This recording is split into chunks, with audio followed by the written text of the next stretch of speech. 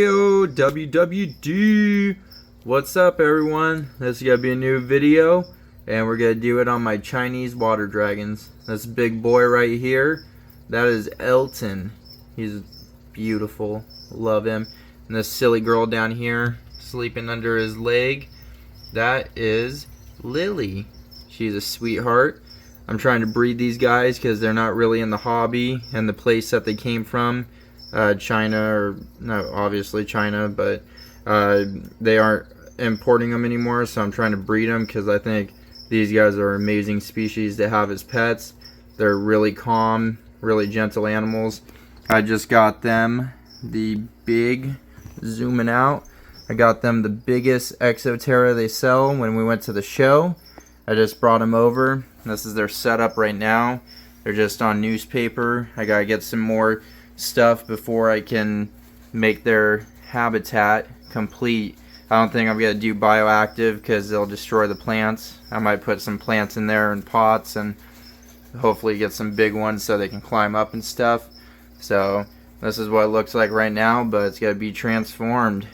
So let's get to it. This big sucker here is gonna go in there. I just gotta cut it down. So I'm gonna try to get a trio in here. I know it might be a little small, but I'm gonna give them a lot of room to climb and a lot of branches to have, so they aren't gonna be on top of each other, and hopefully start breeding.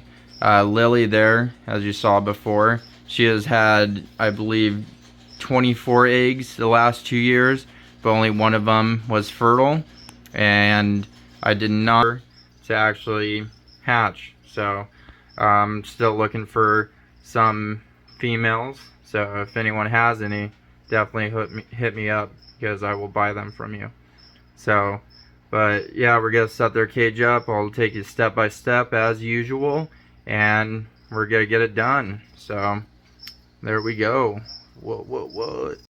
We're gonna be cutting this in half, and it'll be done like, there we go. Look at that. A little cringe there, a little sus cutting, but you know, it's gotta be going in the dirt. So at the end of the day, the tops are the most important parts. So let's go put it in their cage. So they're hiding in the back right now. They made a total mess of everything in here, and it's only been 3 days. Typical Chinese water dragons. We're gonna go get the dirt right now, and we're gonna put it in the bottom after cleaning this all out. And I'm not gonna put any planted plants in here, so I'm not gonna plant anything, but I'm gonna put potted plants in here, not marijuana, just plants in pots, so if they start dying I can pull them out, and so these lizards don't destroy them if they're in the ground. So let's get to it. Dang, look at these claw marks. So as you can see here, they've been ripping the crap out of the background, and it's been falling into their water. I do not want them eating foam because that could kill them. So I'm thinking I'm gonna have to take the background out, which sucks because this is an amazing background. So let's take it out and get this cleaned up so we can put them back in their new enclosure.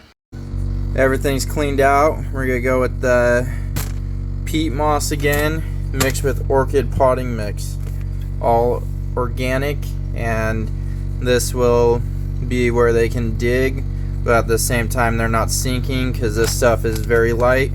So I'm gonna mix it together and then see how it works out. If it doesn't work out, then I'm just gonna go with the organic soil in here and fill it up. So let's go mixing soil. It's working pretty good. Probably need to get a couple more bags, but this will do for now. So now we're gonna put some branches in, so it looks a lot better. And this little spot over here, we're gonna get them a big water bowl over here. I was gonna do it a fancy way, and then I was like, it doesn't matter, they're gonna get it dirty anyway. So this is what it looks like so far. I'll probably rearrange it a couple of times so they have enough places to climb and get height and move around and get away from each other if the male's overbreeding her. So yeah, let's put them all in. Think that looks good. Got some stuff intertwining and stuff. Their water will sit here. I'll probably put this log in their water so they can climb in and out. And then they got enough room over here for the female to lay eggs if she wants to, and it's elusive over here. So she can dig her eggs right there and I'll know what they are, or even over here. I got these big ones up here so they can climb all the way up top to get heat right here, or this one right here where they can just lay out here and bask. So I think it turned out pretty well. This is pretty quick since there's no planting or anything. I think it looks pretty good. Look at that, beautiful, masterpiece. This little wild child is Lily, and I don't know why she's freaking out, but she is. I love her a lot. I've had her for I think 4 or 5 years now. I've been working on this project for a while, and I really want to breed them because this is one of my passions and one of the animals I first got into. She's probably gonna take off and freaking run everywhere now. Oh, there she goes. But yeah, that's my sweet girl Lily. She had a partner in crime named Sam. She unfortunately fell in her big 6 foot by 5 foot enclosure and broke her back. So that was a tragedy. Sorry, I can't say words today. But she's doing pretty well. She kind of rubbed her face in the last enclosure, but it's actually healing up pretty well. So she's a beautiful little lizard, and now we're gonna introduce you to the male. This behemoth, beautiful. Look at those spikes on his back. This big boy is my boy Elton. Hopefully he doesn't take off from here. Sit up here, big boy. I know you're cold. That's why you don't mess up your tank, you silly goose. This big boy is Elton. Look how gorgeous he is.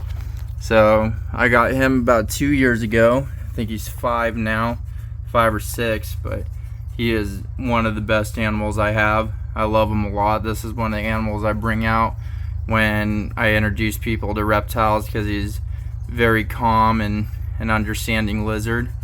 So I'm gonna put heat on him so they can warm back up and enjoy their new habitat. I'll be getting their water bowl tomorrow. It'll be placed there. I'll show you what it looks like.